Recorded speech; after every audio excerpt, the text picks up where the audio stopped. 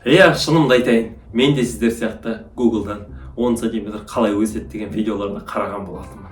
Барлық жерде естігенім ол, бұл генетика. Ал егерде шынына келетін болсақ, генетика ол барлығымыздың қаншалықты алысқа баратынымызды анықтайтын нәрсе. Ташағыңның сымысын точно определять етеді. Бүгін мен сол өзімнің 175 сантиметрден 180-ге дейін 19 жасымнан 21 жасыма дейін өскенім туралы айтып өтетін боламын, және де сіздерге сол маған не көмектесті, сол сіздерге айтып өтетін боламын.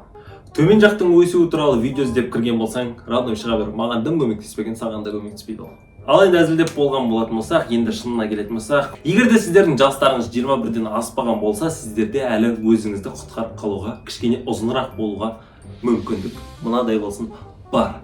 Бүгінгі видеода енді мен өзіме көмектескен нәрселерді сіздерге айтып, бөлісіп, көрсетіп өтетін боламын. Және де видеоның соңына дейін қараймыз, соңында бір жаттығуларды көрсететін боламын. Достар, видео басталмастан бұрын сіздерге айта кетейін, менің достарым Мостта қазір өте керемет, ең мықты компания, және де олар достар бізде 2009 жылдан бері жұмыс жасап жатыр. Ол жерде егерде сіздер спортқа қызығатын болсаңыздар, сіздер үшін ең үлкен коэффициенттер және ең тез төлемдерді жасайтын менің достарым, және де сол достарым сіздер үшін арнап менің промокодыммен сіздерге арналған 140 000 теңгелік бонусты қарастырған болатын. Осы бонустарды аларыңыз келсе, төмендегі сілтемеге өтіп тіркеліңіз. Например, сенің жасың 15-те, сенің класстастарың бәрі обозын, сен неге өспей қалдың деген сұрақ пайда болуы мүмкін. Және де бойдың өсуіне қандай факторлар әсер етеді? Әрине, ең бірінші нәрсе, адам даже өзін просто жақсы сезіну үшін әсер ететін нәрсе ол әрине ұйқы. Ұйқы бізде қазіргі заманда көп еркектерде, көп жас балаларда бұзылып кеткен, себебі қазір барлығы түнгі 3-те TikTok қарап, ойын ойнап жататын болды. Көбісі ойлайды, түнгі 4-те жатып, главный 7 сағат, 8 сағат ұйықтасам, оның барлығы болды емес па деген сияқты, ол маған қалай әсер етеді. Ал мен сіздерге айтатын болсам, менің өзіме көмектескеніне қарай айтатын болсақ, мен 14 жасынан 18 жасыма дейін ешқашан түнгі 3-те жатпағанмын. Мен ұйықтайтын кездерімде всегда бір уақытта жататын едім, ол 11-12 аралығында.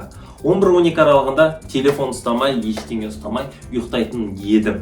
Егерде бойларыңыз өскенін қаласаңыздар, әрине сіздерге уақытылы ұйықтау керек болады.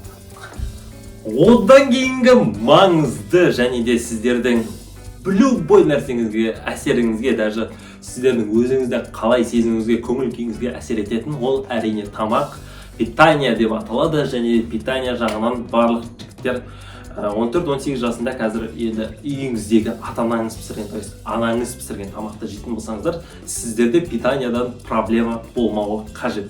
Бірақ қазір енді барлығымыз сыртқа шығамыз, фастфуд жейміз, бургер жейміз, оның барлығы деп әсер етеді. Прямо ол асқазанға әсер етеді. Енді сіз жас кезінде ештеңе сезбейсіздер, мен де уақытында ештеңе сезген жоқпын.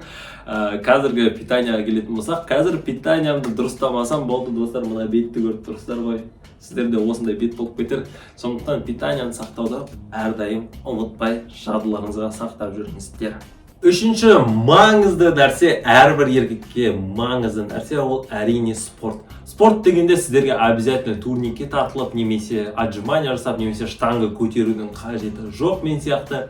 Сіздер любой спортпен айналыссаңыздар, например, футболмен айналыссаңыздар да болады. Главное сіздерге денеңізге нагрузка түсіруге, еркектің денесі өсу үшін, тестостерон деген гормон шығу үшін бізге әрдайым физический нагрузка, былайша айтқанда бірдеңемен айналысу керек.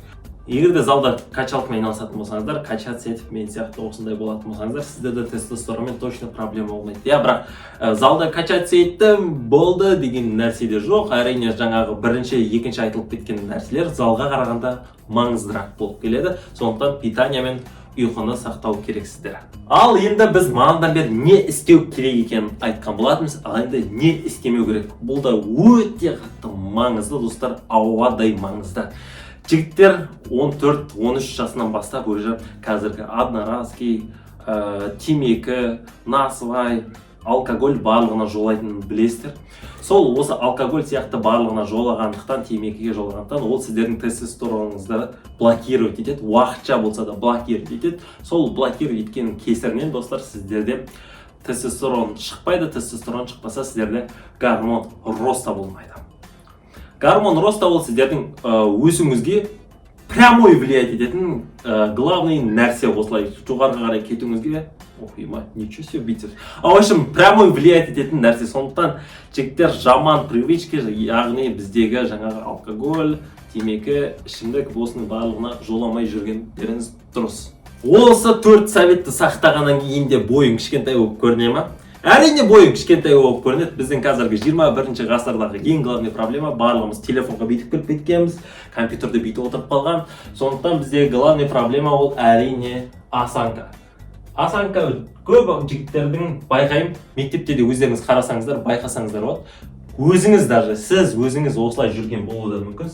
Мектепте көбісі осылай жүреді. Потому что неге достар? Арқа ұстамайды, арқаны тік ұстау дегенді білмейді адамдар. Сондықтан қараңыздар, мен егерде былай жүрсем и былай жүрсем, мен әрине визуально ұзынырақ көрінем, және де аяқ киім, жақсы аяқ киім таңдауды ұмытпаңыздар. Там подошвасында андай, ол да сіздерге көмектеседі, кішігірім лайфхак дейсіз ғой. Бүйтіп жүрген адамға кім ізінен ереді, бүйтіп жүрген адамға кім ереді. Сондықтан осанканы дұрыстау керек. Сондықтан жігіттер қазір осанка упражнение соңғы видеоның соңында көрсетіп беретін боламын. Осанканы тік ұстау үшін арналған упражнениялар. Соны да жасау керек сіздерге. Хотя бы арқаңызды тік ұстау үшін. Немесе турникке тартылыңыздар. Спортпен айналысу керек қой енді все-таки. Так, енді упражнениеға келетін болсақ, ол упражненияны мына стенка керек сіздерге. Енді любой де стенка бар шығар. Так, қазір флайс деген стенка, стенка, машина, мына стенкаге тұратын болады. В общем, осындай стенка үйде бар шығар. Сіздерде де осындай стенка арқаңызды былай полный тақайсыздар, қолыңызды осылай қоясыздар и осы жерден осындай упражнение жасайтын боласыздар. Қолыңыз максимально стенаға жабыстыру керек, арқаңызда полный жабыстыру керек. И осы жерден осанкаға арналған упражнение осындай жасайтын боласыздар. Бұл арқаны качать етеді. В основном трапецияларды, чтобы сіздер өзіңізді тік ұстап жүру үшін. Мен сияқты качок болғыларыңыз келсе, тоже спортпен айналысыңыздар. Және де достар, главный нәрсе, егерде 14-18 жас аралығында болсаңыздар, ата-анаңызды тыңдаңыздар. Ал, давайте. Олай емес, қара техникасы қара.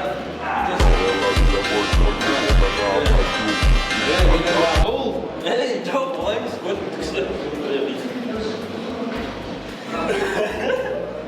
давай, поехали. Давай, мне 15 таких упражнений, давай. Я кажется, ты когда-то видишь, да? Хорошо было, Криштиану Роналду қалай жақсы ма? Тағындай. Бәрі үшінші сырады. Планка жат. Олай ма? Короче, бүйтіп жатасыңдар. Короче, бірге планка тұршы, преске бай.